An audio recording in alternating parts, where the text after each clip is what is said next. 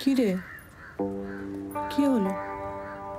আমার কিছু ভাল লাগছে না দিদি ভাই, আমি কিছু ভুলতে পারছি না। সব সময় আমার চোখের সামনে ভাসছে। কি ভাসছে? ওর মুখটা। তুমি বিশ্বাস করো, কিরকম অন্যরকম হয়ে গেছিল পুরো। শুরু হয় সবার মতো স্বাভাবিকভাবে, প্রেম দিয়ে, কিন্তু আস্তে আস্তে না, তারপর ও কিরকম পাল্টে যেতে থাকে।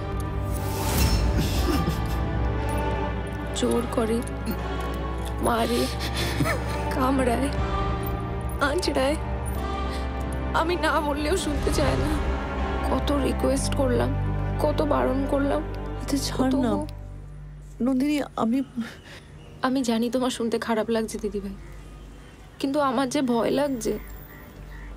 ভাবছি এই তো রাত হবে, আর রাত হলে তুমি বিশ্বাস করো আমার ভয় করছে। ভয় পাস না,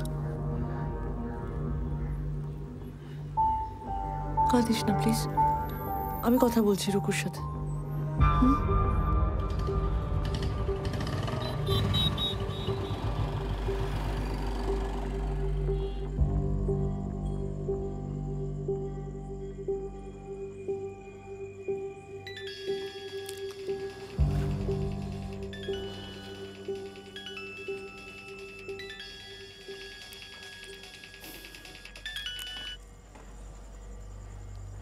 হ্যালো।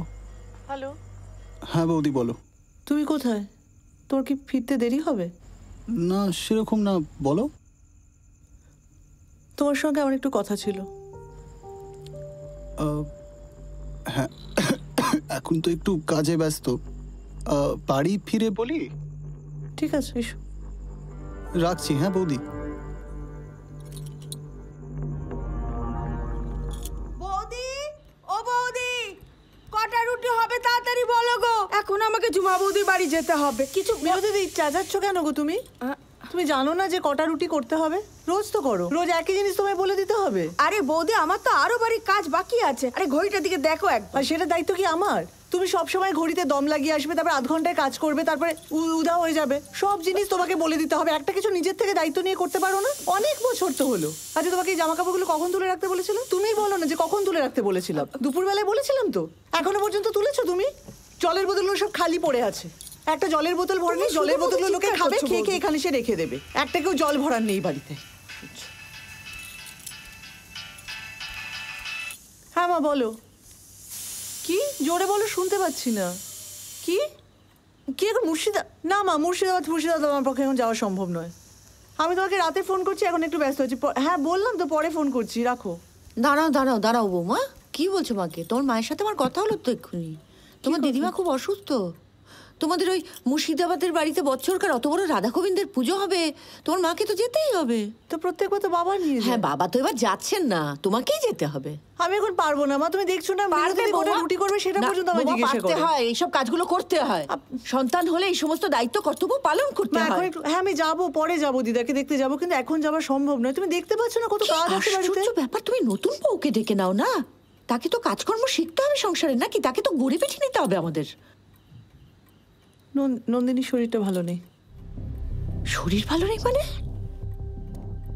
কি হয়েছে? হ্যাঁ আচ্ছা বৌমা কি রুগ্ন নাকি গো? কি সব ওষুধপত্র খাইটাই দেখেছি। হ্যাঁ কি গো চুপ করে আছো কেন, বলো আমাকে। দেখো মা, আমার তো রুগ্ন বলে মনে হয়নি কখনো। আর তোমার মনে হয় না এই বাড়িতে আসার পরে ওর শরীরটা বেশি খারাপ হচ্ছে? মানে এই বাড়িতে আসার পর কি করতে হয় ওকে? ও তো কুটনের দুটো করে না। তাহলে অসুস্থ হওয়ার তো আরো অনেক কারণ আছে। কি বলো আমাকে, কি অসুস্থতা বলো। আমি কি বলি বলো তো তোমাকে? কি বলবো? কেন বলো। প্রথম রাত থেকেই রুকু ওর সাথে ভালো ব্যবহার করছে না, টর্চার করছে ওর উপর। মানে কি বলছো তুমি? কি ও তোমায় বলেছে সব কথা?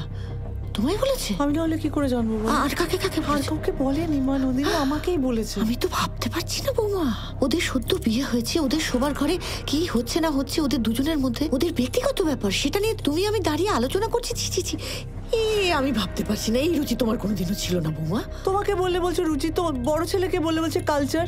তুমি না, যে মেয়েটার সাথে ও মিথ্যে কথা বলছে, ও সমস্ত ভুল বোঝাচ্ছে তোমাকে। তুমি বুঝতে পারছো না? তোমার এত বছরের বিবাহিত জীবন, তুমি জানো না একটা সম্পর্কের মধ্যে কত ভুল বোঝাবুঝি থাকে, কত ওটা পড়া থাকে? আজ পর্যন্ত কোনোদিনও দেখেছো যে কোনো ভদ্রলোকের মেয়ে, কোনো সভ্য মেয়ে এটা নিয়ে পাঁচকান করে? মা তোমার কারো কথা বিশ্বাস করতে হবে না। তুমি একবার রুকুর সাথে রুকু কথা আমার ছেলে, আমি রুকুকে চিনি। আর আমি ভেবেছিলাম এক বছরে তুমিও রুকুকে একটু চিনেছো বোধ হয়। তো তোমার কি মনে হয় মা আমি রুকুকে ভালোবাসি না? চুপ চুপ, এসব নিয়ে আর একটা কথা না। ছি ছি ছি ছি ছি।